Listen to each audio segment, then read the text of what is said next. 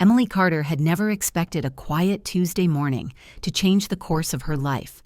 At 26, she lived in a modest 2-bedroom apartment on River Road in Eugene, a place that still smelled faintly of the lavender candles her grandfather used to burn. It wasn't fancy, and the walls carried the soft wear of years gone by, but it was hers, one of the few things she felt truly grounded in. That morning, as a pale Oregon mist rolled over the street outside, Emily stood in her small bathroom staring at 3 identical lines. 3 tests, all positive. The digital one had flashed the word pregnant so decisively it almost startled her. She pressed a hand to her abdomen, the reality settling slowly, then suddenly, like the warmth of a blanket spreading through her chest. She sat down on the edge of the tub, letting a soft, breathless laugh escape. She wanted to be sure, though, not just hope, not just imagine, so she'd gone straight to a small women's clinic near downtown Eugene. The nurse there, kind-eyed and gentle, confirmed it within minutes. "Congratulations," she said, handing Emily a pamphlet she barely glanced at. "About 6 weeks along." 6 weeks, a new life, a new chapter, a family. On the walk back to her car, Emily felt as if her feet barely touched the pavement. She imagined how she would tell Damon Rhodes, her boyfriend of several years. She pictured his expression, surprised at first, maybe a little overwhelmed, but then happy. She imagined the moment his arms would wrap around her, lifting her from the ground, telling her this was exactly the future he wanted. She held on to that image the entire drive home. By the time she pulled into her parking lot, the excitement inside her had grown into something bright and unstoppable. She headed straight inside, opened the fridge, and began pulling ingredients onto the counter: fresh salmon fillets, baby potatoes, the herbs Damon liked. She wanted the evening to feel special: warm lighting, soft music, the kind of atmosphere that made news feel magical. As she marinated the salmon, she found herself smiling at nothing. She pictured Damon walking in, smelling the rosemary, asking, "What's the occasion?" She could already hear her own voice trembling with excitement as she told him he was going to be a father. Maybe he would laugh in disbelief. Maybe he would pull her close, bury his face in her neck, and promise he'd do everything to make this work. Damon had his flaws, his inconsistency, his drifting from job to job. But Emily always believed there was a good heart under all of that. She wanted to believe this news would bring out the best in him. She wrapped the prepared dish and decided to run a quick errand before finishing the setup. Some candles, maybe a small bouquet for the table. The Oregon air was cool when she stepped outside, carrying the familiar smell of rain-soaked pavement. As she crossed the entrance to the small shopping plaza, she nearly collided with someone coming in the opposite direction. "Whoa! Emily?" a voice said, warm with surprise. She looked up and immediately recognized him. Sean Whitmore, her old high school friend, the boy who used to write her notes in chemistry class, who once asked her to prom with trembling hands. She hadn't seen him in years. "Sean?" she said, startled but smiling. He laughed softly, and she noticed how much he had changed. Older, definitely. More confident, broader shoulders, a clean-cut look that suggested success rather than uncertainty. His jacket looked expensive, his posture assured, but his expression was still the same: warm, steady, genuine. "I thought that was you," he said. "How have you been? It's been, 8 years?" "Something like that," she replied, brushing a strand of hair behind her ear. "I've been good, just taking life as it comes." They talked for a minute or two. Brief, easy, natural. Sean mentioned he'd moved back to Springfield after starting a financial consulting business. He said it was good to be near family again. Emily nodded, offering small updates about her work and life in Eugene, careful not to reveal the news she was saving for Damon. Sean didn't ask for her number, didn't linger, didn't complicate the moment. He only gave her a warm smile and said, "It's really good to see you, Emily. Take care of yourself, okay?" "You too," she said. When he walked away, she stood for a moment, watching the retreat of his black jacket before turning back toward her car. The brief encounter felt strangely grounding, like reconnecting with a piece of her past she had forgotten she missed. She headed home with her shopping bag in hand, her heart light, her steps quick. Everything felt aligned.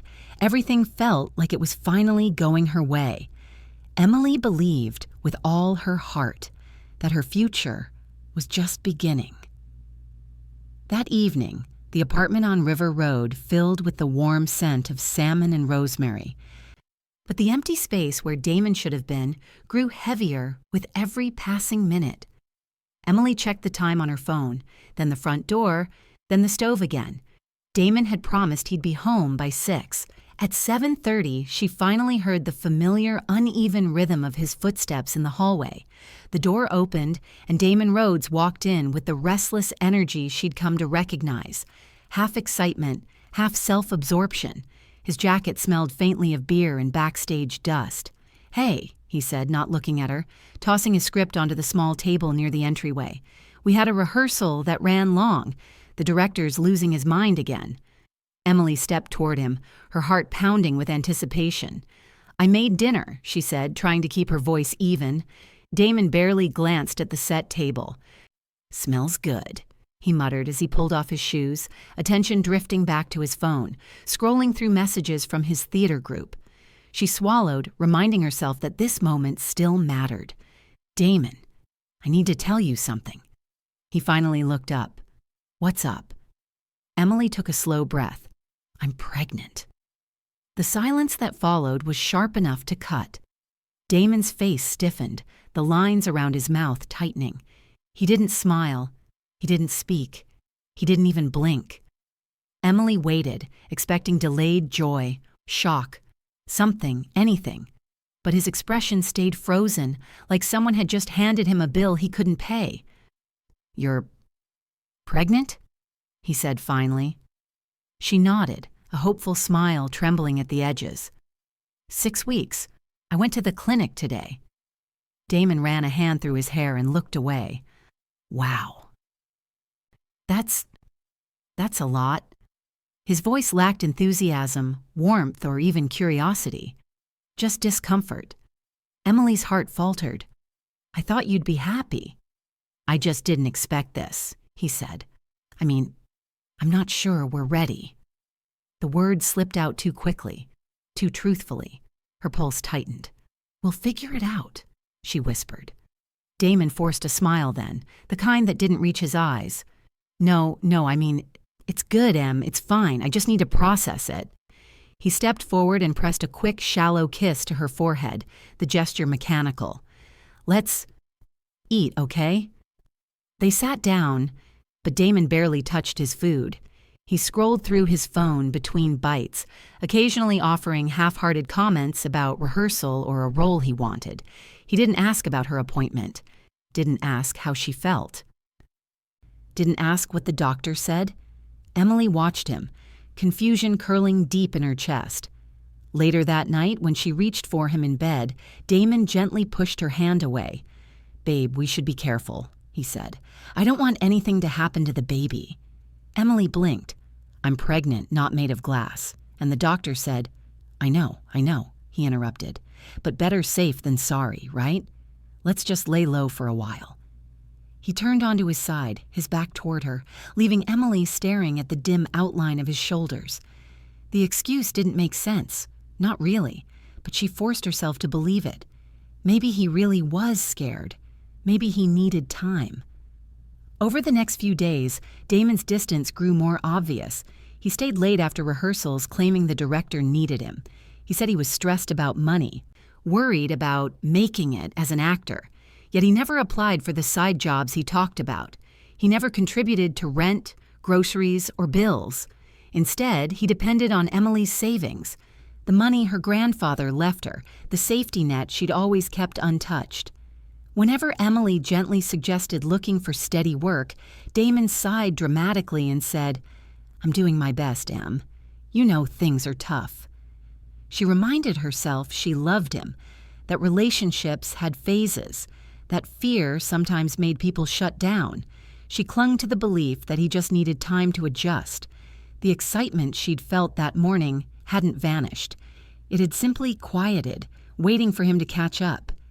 Lying awake beside his sleeping form, Emily pressed a hand to her stomach, whispering to the tiny life inside her. "He'll come around," she said softly. Though her voice wavered with doubt she refused to acknowledge. She told herself Damon was just in shock, nothing more, and she forced herself to believe it. 2 days passed before Emily finally gathered the courage to tell someone besides Damon. Nikki Cruz had been her closest friend for nearly a decade, sharp, outspoken, and allergic to anything that smelled like dishonesty. If anyone would give her an honest reaction, it was Nikki. They met at a small cafe near downtown Eugene, a place they used to visit after work. Emily slid into the booth, her oversized cardigan wrapped tightly around her. Nikki arrived moments later, dropping her bag onto the seat with her usual burst of energy. "You look tired," Nikki said, narrowing her eyes. "Everything okay?" Emily hesitated. "I'm pregnant." For a moment, Nikki's face lit up, but only for a moment. Then her smile faded and concern crept in. "How did Damon take it?" Emily forced a small laugh. "He wasn't expecting it, but he'll be fine. He just needs time." Nikki leaned back, crossing her arms. "Emily, the guy freaks out when he can't find his wallet. A baby, that's huge. And not once has he stepped up for anything. Has he even looked for a real job lately?" Emily stiffened. "He's trying. The theater means a lot to him, and it's just been a stressful week." "A stressful week?" Nikki raised an eyebrow. "Em, he hasn't held a steady job in years. You've been paying rent, groceries, bills, all from your savings, your inheritance, and he knows it." Emily's stomach tightened. She stared at her coffee, suddenly wishing she hadn't said anything. "Damon's not using me." Nikki sighed, softening but refusing to back down. "I'm not saying he's a monster. I'm saying he's comfortable letting you carry everything. And now that you're pregnant, you need to think about what's real, not what you hope he'll become." Emily's voice sharpened with unexpected defensiveness. "You don't know him like I do. He's just overwhelmed. Anyone would be." Nikki's expression shifted, a mix of frustration and hurt. "I'm trying to look out for you. You're my best friend, but you're acting like I'm attacking him." "Because you are," Emily snapped. "You're always assuming the worst." Silence stretched between them, heavy and awkward. Nikki looked away, blinking hard. "Okay," she said quietly, "if that's how you feel." Emily's chest tightened with guilt, but pride kept her still. Their coffee arrived untouched by both. That night, Emily told her mother as well. Linda Carter listened carefully over the phone, voice calm but tinged with worry. "Honey, are you sure Damon is ready for this?" "He will be," Emily said quickly. "He's just processing." "Processing is one thing," Linda replied gently, "but he's been drifting for a long time. I'm not saying he's bad, I'm saying he's not stable, and you need stability now more than ever." Emily rubbed her forehead, feeling the familiar pressure behind her eyes. "Mom, can you please not start? I'm doing my best. Damon is trying. He just needs a little time to adjust." Linda sighed. "All right, sweetheart. I'm here for you no matter what. You know that." Emily hung up feeling even more cornered. All she wanted was for someone, anyone, to be as hopeful as she was. But instead, everyone seemed determined to pull her back into fear and doubt. When Damon came home that evening, she told him about the conversations. He listened with an indignant scoff, dropping onto the couch dramatically. "So everyone thinks I'm a loser," he said, shaking his head. "Great, that's real supportive." "That's not what they said," Emily protested weakly. "Come on, Em, you know how they see me." His voice softened, wounded. "I'm trying so hard and they just make you doubt me more." Emily felt the guilt wash over her, the guilt she'd been trained to feel whenever Damon played the misunderstood victim. She sat beside him, touched his arm, and whispered, "I don't doubt you. His expression softened instantly, relieved to be reassured. And just like that, the wedge between Emily and Nikki widened, subtle, invisible, but real. Emily told herself nothing was wrong. She told herself everyone else was overreacting, but she refused to see the signs staring her in the face. For a few days, Damon behaved as if nothing unusual had happened. He didn't bring up the pregnancy again, didn't ask about appointments, and didn't mention the baby at all. Emily took his silence as a sign he was still processing, though each passing hour made the explanation feel thinner and thinner. Then, one evening, Damon came home with an unusual burst of enthusiasm.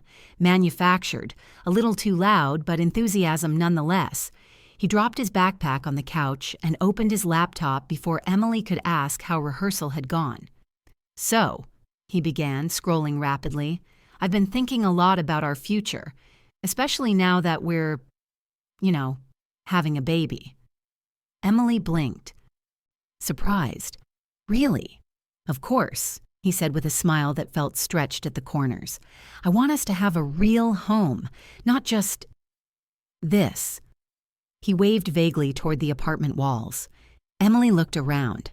The modest two-bedroom space wasn't glamorous, but it had belonged to her grandfather, passed to her in his will, a quiet, grounding gift after years of uncertainty. She'd grown attached to it in ways she couldn't fully explain. "I like this place," she said softly.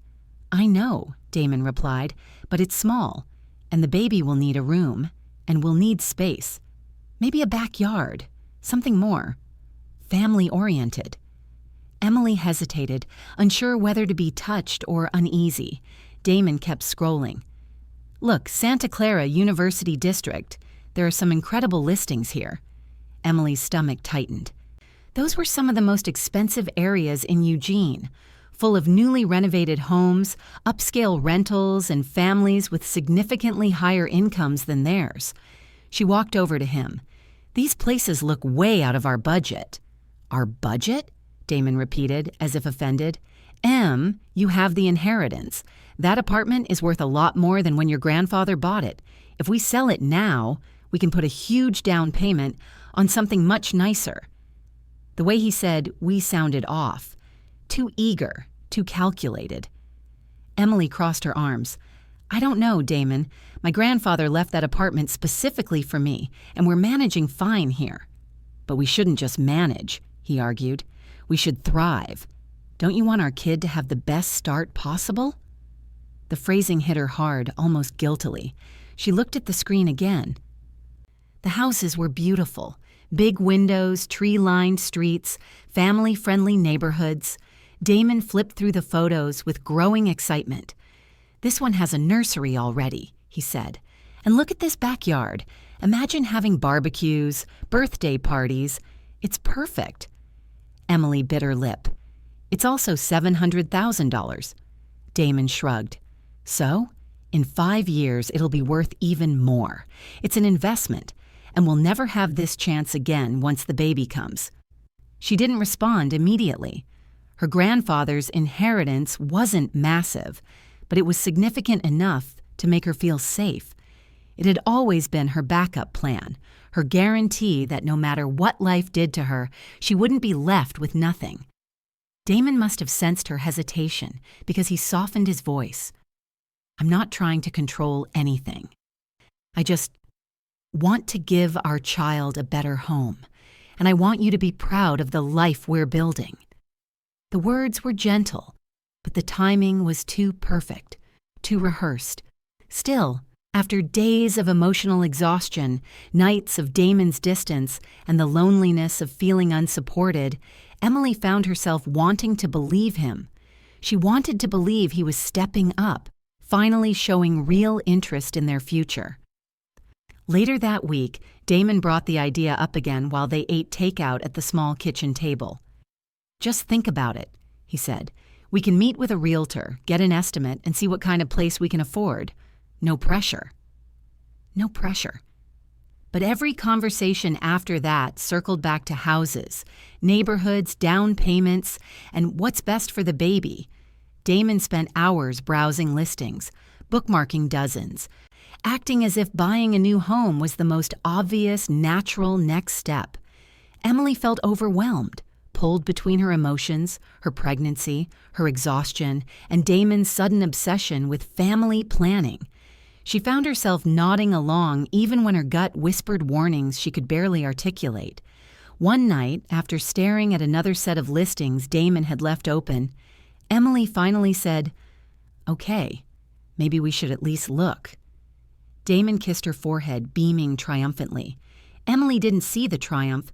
She only saw a man who seemed, for once, engaged in their future, and so, despite her confusion and fatigue, she chose to trust him. The pain struck suddenly, sharp enough to pull the breath from Emily's lungs. She had been walking from the kitchen to the living room, planning to fold a basket of tiny onesies she'd bought on impulse, when a deep cramp twisted through her abdomen. She grabbed the back of the couch, her knees nearly buckling. Another wave came, worse this time. Something was wrong.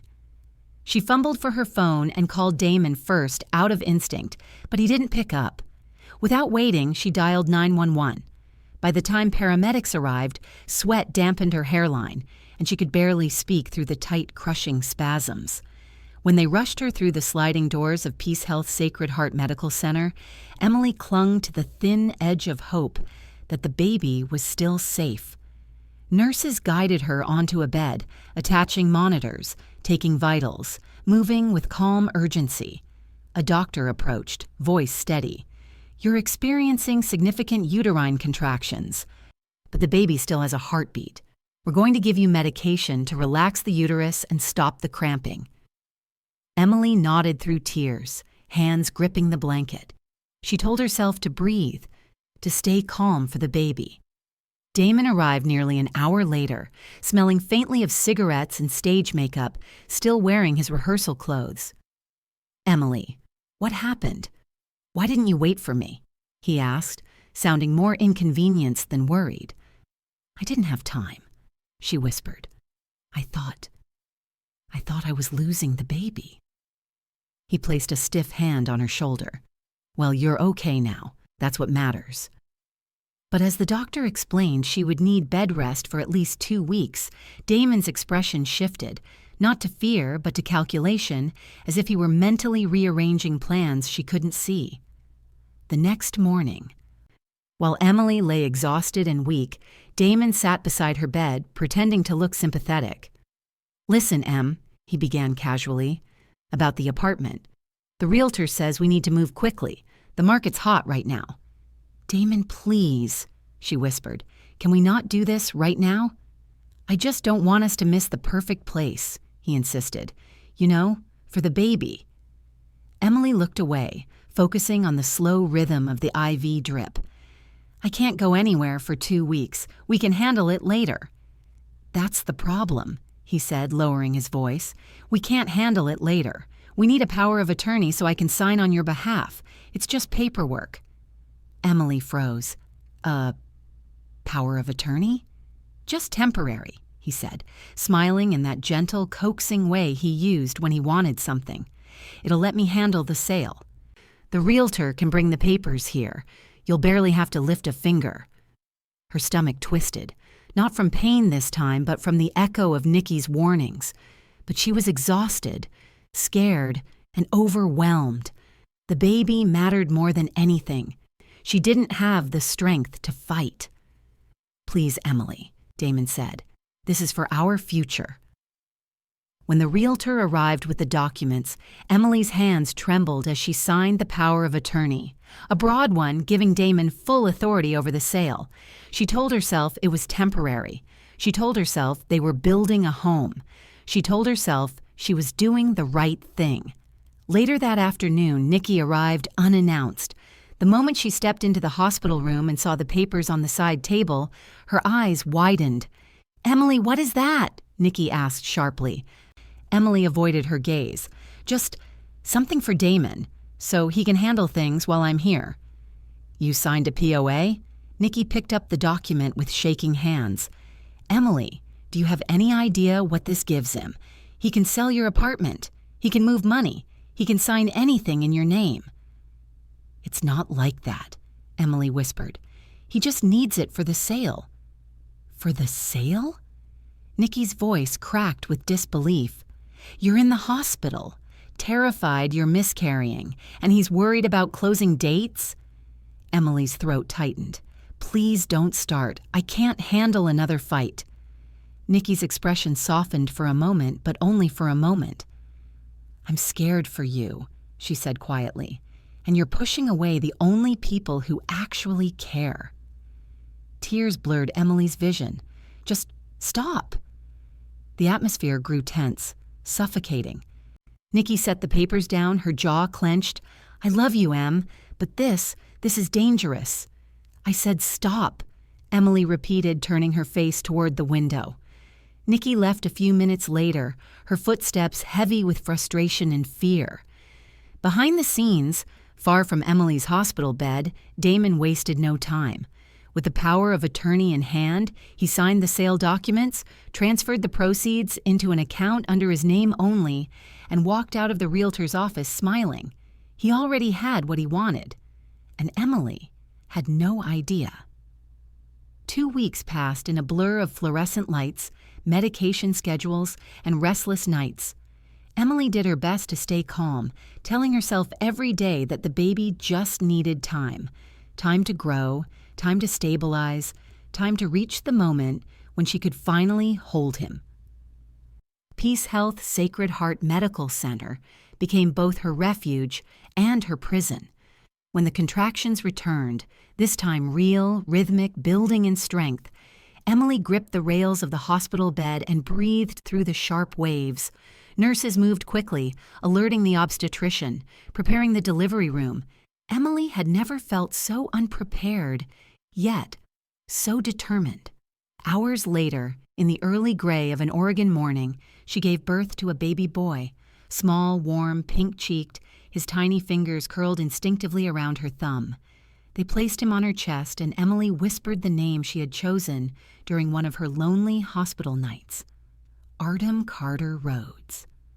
A soft, delicate name, one that felt gentle enough for a child she already loved fiercely.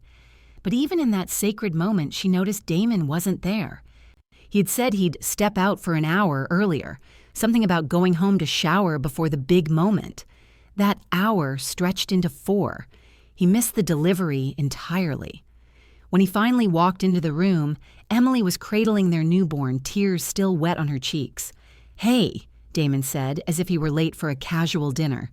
"Is everything good? I came as soon as rehearsal let out." Emily stared at him, exhausted and stunned. "Rehearsal?" He shrugged. "The guys wanted to celebrate the upcoming premiere. I told them I might have to leave early, but you know how it goes." Emily didn't respond. She couldn't. The joy of holding her son fought against a swelling ache of disappointment she didn't have the strength to voice. Damon stayed for 20 minutes, long enough to take a few pictures of himself holding the baby, then said he had to run an errand and slipped out again. Emily watched the door close behind him, feeling a loneliness so sharp it pressed against her ribs. The next afternoon, while Emily tried to soothe Artem, a nurse came in with a gentle smile. She adjusted the IV line, checked Emily's vitals, then glanced at her chart. "You're looking much better now," the nurse said. "Those early contractions must have been scary." "They were," Emily admitted. "I thought I was going to lose him." "Well, the medication worked beautifully, and good thing we caught the cause early." Emily frowned. "The cause?" The nurse tapped the chart. "Your initial blood work showed traces of an herbal uterine stimulant. It's commonly used to trigger contractions, sometimes in midwifery practices, sometimes in supplements. Did you start any new herbal teas or powders recently?" Emily froze. Her mind flashed back to the kitchen, the soft steam rising from a mug, Damon placing it in her hands while she sat on the couch, wincing from mild cramps. "It's chamomile," he'd said. "Good for relaxing." But it hadn't been chamomile. She knew that now. Her throat tightened.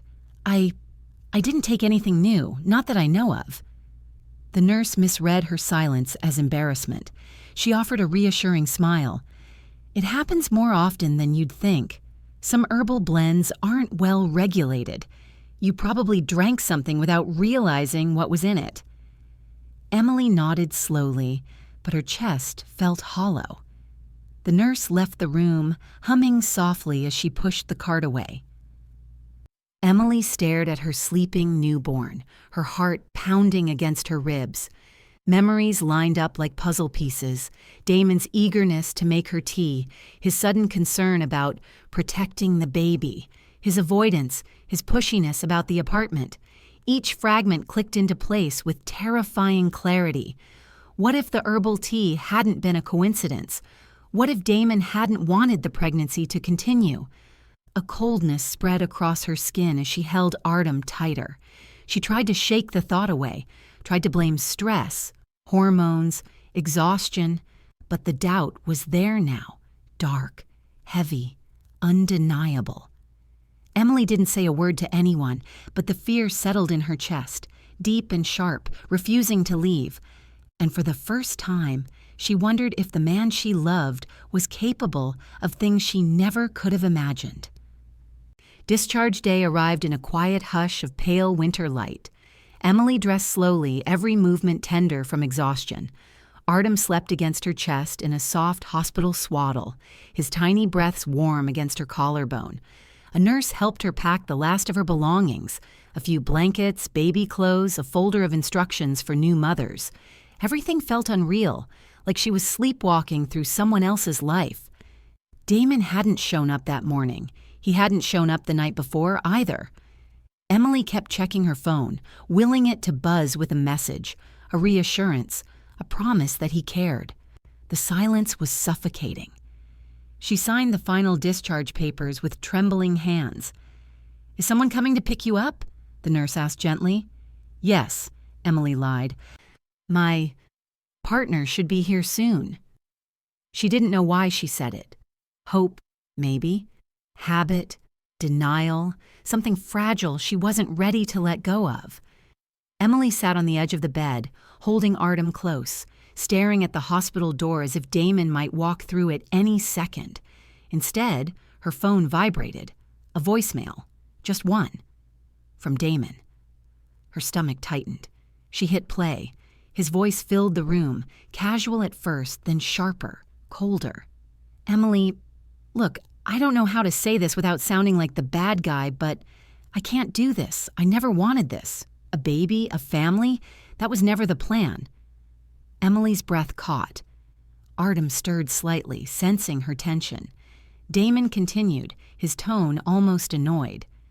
"I tried to tell you, but you wouldn't listen. You kept talking about the future like it was some kind of fairy tale. And I'm done pretending."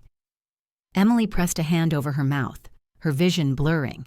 "And there's something else," he said. "I've been seeing someone, for a while. 4 years, actually. Before you ask, yes, it was serious. Yes, it overlapped. No, I'm not sorry. She's the one I actually want to be with. We're leaving Eugene. Together." Emily felt her heartbeat stutter, as if someone had reached inside her chest and squeezed. "You're strong. You'll figure things out. But I'm not going to be involved in any of this, in the baby, in the mess, in the responsibility." His voice paused. Emily prayed the message would end, but it didn't. "Oh, and about the apartment. Yeah, I sold it. The POA made it easy. Everything's under my name now. You won't see a cent of that money. I earned it dealing with you for all these years." Emily gasped, the sound choking out of her. Tears spilled down her cheeks onto Artem's blanket. "And one last thing," Damon added, almost carelessly. "I signed the paperwork to give up parental rights. I'm not going to be a father. I don't want the kid. Don't contact me. Don't send pictures. I'm out." The voicemail ended with a soft click. Emily sat frozen, her body trembling violently. Her mind couldn't grasp all the pieces at once: the betrayal, the cruelty, the apartment, the money, the other woman, the baby he didn't want, the abandonment. Her whole life had collapsed in a 7-minute voicemail. Artem whimpered softly. Emily clutched him closer, burying her face into the soft fabric of his blanket as sobs tore out of her. She cried until her throat burned, until she could no longer breathe, until the only thing anchoring her to reality was the fragile weight of her newborn son. When she finally stood, her legs felt unsteady. She wiped her face with the back of her sleeve, lifted Artem carefully, and stepped out of the room. Nurses smiled kindly as she passed, assuming she was heading toward a loving partner waiting downstairs. Instead, Emily walked slowly through the long hospital corridor, alone. When the elevator doors opened, she stepped inside, holding Artem close, her tears forming silent trails on her cheeks. She pressed the lobby button, the motion almost mechanical. Outside, the cold Oregon air hit her like a slap. There was no car waiting, no partner running toward her, no home to return to, no savings left, nowhere she could go. Emily stood on the sidewalk, her newborn in her arms, the hospital doors sliding shut behind her. She had never felt more alone in her life. The cold Oregon morning clung to Emily's skin like a second layer of frost. She stood on the hospital sidewalk with Artem cradled tightly against her chest, her thin discharged jacket doing nothing to stop the wind slicing through her. Cars passed. People hurried inside. Life carried on around her, as if she wasn't standing there with her entire world in ashes. Her phone was silent. No message from Damon. No apology. No explanation beyond the devastation he'd poured into that voicemail. Emily rocked Artem gently, more for her own stability than his. Her breath trembled in the air. She had nowhere to go. No apartment, no partner, no plan. Then she heard the low hum of a large engine approaching. A black Chevrolet Tahoe slowed in front of the hospital entrance. The windows were tinted, the paint clean despite the winter slush on the streets. For a second, Emily felt a spike of fear. She didn't know why, maybe because everything in her life had become unpredictable. The driver's door opened. Sean Whitmore stepped out. Emily blinked, stunned. In the gray morning light, he looked almost unreal. Tall, broad-shouldered, wearing a charcoal jacket and holding a small bouquet of lilies, her favorite flowers she hadn't mentioned in years. He shut the door and walked toward her with a kind of quiet determination that made Emily's throat tighten. "Emily," he said softly when he reached her. "I'm here." Her eyes filled instantly. She tried to speak, but the words jammed in her chest. Sean didn't hesitate. His expression was a mixture of concern, frustration at the situation, and something protective that Emily couldn't name. He glanced at Artem carefully, respectfully, without pity. "I heard what happened." His voice steadied. "Nikki called me last night. She was scared you wouldn't reach out to anyone." Emily swallowed hard. "I didn't know what to do. I didn't know who to call." "You don't have to know." Sean's tone softened even further. "You just have to get in the car." She stared at him for a long moment, exhaustion weighing down her limbs. Then she nodded. He took the hospital bag from her shoulder with gentle precision and opened the back door of the Tahoe. The interior was warm, soft air blowing steadily. Sean even had a brand new infant car seat installed, professional, secure, ready. Emily froze. You bought a car seat?" Sean gave a sheepish shrug. "Nikki said your due date was close. I thought, just in case." Her vision blurred again, but this time the tears came from something other than grief. Once Artem was buckled in and safely settled, Sean helped Emily into the passenger seat, draped a blanket over her legs, and closed the door softly, as if she might break. The drive toward Springfield was quiet at first. Emily kept her gaze fixed on Artem, afraid that if she looked anywhere else, the pain would overwhelm her again. Sean kept both hands on the wheel, careful, steady, a presence that felt like an anchor. After several minutes, Emily finally whispered, "Nikki told you everything?" "Yes." He didn't sugarcoat it. and she's been out of her mind with worry. She wanted to come get you herself. But your mom insisted someone should stay home and prepare for you. Emily winced at the thought of facing Nikki after their fights. Sean seemed to read her mind. Nikki's not angry, Emily. She's scared. She cares about you more than you know. When they pulled up to Linda Carter's house in Springfield, the porch light was already on despite it being morning. The front door flew open before Sean even parked. Linda rushed out first, her arms trembling as she reached for Emily. "Honey, oh my God, are you all right? Come here, come inside, baby." Emily broke again, collapsing into her mother's embrace while still holding Artem. Linda held both of them tightly, whispering reassurance into Emily's hair. Nikki followed right behind, her eyes red, guilt etched across her face. "Em, I'm so sorry. I didn't mean to push you. I was scared for you, for the baby. I should have been there sooner." Emily shook her head through tears. "No, Nikki. I pushed you away. I didn't listen." They hugged, long and shaking, the kind of hug that stitched broken pieces back together.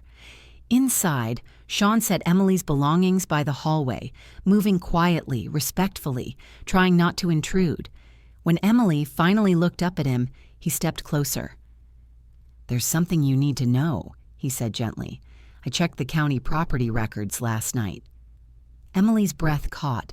Sean met her eyes. "The sale of your apartment. Something about it doesn't look right. At all." Emily's pulse quickened. Fear, confusion, and the faintest spark of hope. Sean spoke with calm certainty. "Whatever Damon did, we're going to figure it out." For the first time since Damon's voicemail shattered her life, Emily felt the faintest shift inside her, a movement from pure despair toward something steadier, not safety, not clarity, but the beginning of hope. The living room of Linda Carter's Springfield home was warm, filled with soft lamplight and the faint smell of cinnamon tea. But even that comfort couldn't steady Emily's shaking hands. She sat on the couch, with Artem sleeping on her chest, his tiny breaths fluttering against her collarbone, grounding her in the smallest of ways. Linda sat beside her, one hand braced on Emily's back. Nikki dropped into the armchair across from them, her leg bouncing anxiously. Sean leaned against the doorway, arms folded, not closed off, but bracing himself for what he already knew was coming. "I need to tell you something," Emily began, her voice thin, frayed. She swallowed hard. "At the hospital, a nurse told me something about my blood work." Linda's hand stilled. Nikki sat up straighter. "She said they found traces of a uterine stimulant," Emily whispered. "An herbal one. The kind people use to trigger contractions early." Shock rippled through the room. Nikki covered her mouth. "Emily, oh my God." Linda shook her head slowly, her eyes filling, her voice trembling with a mixture of fear and fury. Who gave you anything like that?" Emily's throat tightened. "Damon. He was making me herbal teas every night when I was cramping. I thought he was trying to help." The silence that followed wasn't empty. It was heavy, suffocating, filled with the terrifying realization of what Damon had intended. Linda's voice cracked. "Honey, he wanted you to lose the baby." Nikki let out a sharp breath, anger rising like a storm. "I knew he was selfish, but this is evil." Emily closed her eyes, pressing her cheek gently against Artem's head. "I didn't see it. I didn't want to see it." Sean stepped forward then, his expression tight, controlled, but unmistakably furious on her behalf. "There's more," he said quietly. Linda looked up at him, brows furrowed. "More than this?" Sean nodded. "I checked the county records. Damon didn't just sell the apartment fast. He sold it illegally." Emily stiffened. "Illegally? How?" "Oregon requires both the property owner and a licensed notary to authenticate a power of attorney for a real estate transaction," Sean explained. "The document he used, it was notarized out of state, and the signature verification doesn't match Oregon standards. The sale shouldn't have gone through. Nikki's jaw dropped. So he forged it? Either forged it, Sean replied, or used an online notary that isn't recognized for property transfers here. Either way, the sale is voidable. Emily blinked through her exhaustion. What does that mean? It means the sale can be reversed, Sean said gently, and Damon is in serious legal trouble for even attempting it. Linda exhaled shakily, relief and fury tangling in her voice. What else did he do? Sean hesitated only a moment before answering. He transferred the funds to an account in Nevada, and based on the report I got this morning, he bought a bus ticket heading south. Emily felt the room tilt. He's running. Yes, Sean said, and that's exactly why I called the authorities last night. Linda's eyes widened. You did what? I filed a report with the Eugene Police Department and the Lane County District Attorney's Office, he said steadily. Power of attorney fraud, real estate fraud, financial exploitation, and possible intent to harm a pregnant woman, especially given the stimulant found in Emily's blood work. Nikki let out a low whistle, emotion swirling in her expression. He's done. Absolutely done. Emily touched Artem's tiny hand, tracing the soft, curled fingers. Her heartbeat steadied, not in calmness, but in clarity. Sean continued, his voice gentle but firm. The DA is already interested, and with the medical records, the voicemail he left you, and the property documentation, Damon will face charges. Linda placed a hand over Emily's. Sweetheart, you are safe now. He can't hurt you anymore. For the first time, Emily didn't argue, didn't minimize, didn't defend him. The illusions had shattered in the hospital parking lot. The truth stood here now, undeniable, sharp, but strangely freeing. Nikki leaned forward, her voice softening. We're here, Em. We're not going anywhere. Emily looked at her mother, then Nikki, then Sean standing solid and steady in the doorway. These were the people who hadn't run, who hadn't taken from her, who hadn't abandoned her when things became difficult. A quiet strength gathered inside her, small but real. For the first time since Damon walked out of her life, Emily realized something powerful. She wasn't broken. She wasn't lost. And she wasn't alone. Justice had already begun.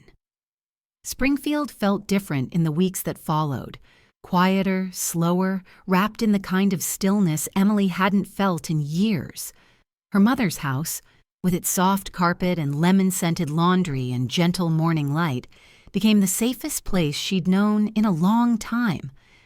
Emily spent her first nights there barely sleeping, waking every few hours to check Artem's breathing. Sometimes she cried quietly while rocking him. Sometimes she stared into the dark, letting the numbness settle. But she was safe. For the first time since the pregnancy began, she felt that truth sink into her bones. Linda took care of nearly everything: meals, laundry, nighttime check-ins, hovering but never smothering. She moved with a kind of fierce tenderness. The kind a mother uses when she knows she almost lost her child without even realizing it. You don't have to be strong right now, Linda reminded her softly one afternoon. Just breathe. The rest will come. Emily believed her. Nikki became a constant presence, too. She brought groceries, cooked big pots of soup, folded tiny newborn clothes at the kitchen table, and apologized 100 times until Emily finally laughed and told her to stop. We're fine, Emily said one morning, reaching across the table to squeeze her friend's hand. You were right. I just couldn't hear it then. Nikki's eyes softened. You hear it now. That's what matters. Their friendship slipped back into place, slowly, carefully, but solidly, stronger for having survived the fracture. And then there was Sean. He never pushed, never assumed, never hovered too closely. He simply showed up to fix a leaky bathroom faucet, to install a baby monitor, to drop off diapers when Emily was too tired to leave the house. He carried Artem with a gentleness that didn't try to claim anything, didn't try to fill any role. He was just there, steady, grounded, warm. He checked case updates with the DA's office, made sure Emily knew her rights, and explained everything in calm, practical terms. Damon's charges were moving forward. The fraudulent sale was being reversed. The money was frozen in Nevada pending investigation. Damon wasn't coming back. Every time Sean explained another piece of progress, Emily felt another knot inside her loosen. Months passed. Winter softened into spring. Artem grew, smiling more, sleeping longer, curling his hand around Emily's finger with absolute trust. Emily healed slowly, physically first, then emotionally, piece by quiet piece. Some evenings, Sean stayed for dinner. He never overstayed. He always asked before holding Artem. He never assumed a future, but he always made himself available for the present. On a warm May afternoon, when the lilac bushes along Linda's fence were in full bloom, Emily stood on the porch with Artem in her arms, watching the light flicker through the leaves. Sean arrived with a small wooden toy, a handmade rattle in the shape of a fox. For him, Sean said with a shy smile. Emily laughed softly. He's going to love it. They sat together on the porch swing, slow and relaxed, Artem asleep between them. The sun warmed the wood beneath them. A soft breeze lifted Emily's hair. Sean waited a long time before speaking again. "Emily," he said gently, eyes on the distance rather than on her, "I don't want to overwhelm you, and I don't want you to feel like you owe me anything. But I also don't want to pretend I haven't thought about something." Emily's breath stilled. He took a slow, steady inhale. "When you're ready, weeks from now, months from now, even years, I'd like to take you out. Properly. Not as a rescue mission, not as a favor, just two people choosing each other." He didn't look at her immediately. He stayed still, patient, offering rather than asking. Emily didn't answer right away. She looked down at Artem's tiny face, peaceful in sleep, then out at the lilacs swaying in the breeze. Her heart didn't leap or panic. It simply settled, quietly, naturally, without fear. For the first time since everything shattered, she felt something expand inside her. Not certainty. Not a promise, just beginning. She turned to Sean with soft eyes and an even softer exhale. "I'm not ready to say anything yet," she said honestly, "but I'm not afraid of the idea." Sean smiled, small, warm, relieved. That's more than enough. Emily leaned back against the porch swing, Artem resting safe between them, the afternoon unfolding in gentle light. No dramatic declarations, no final answers, just possibility, quiet and open, like the road ahead. And that was exactly how her story needed to end.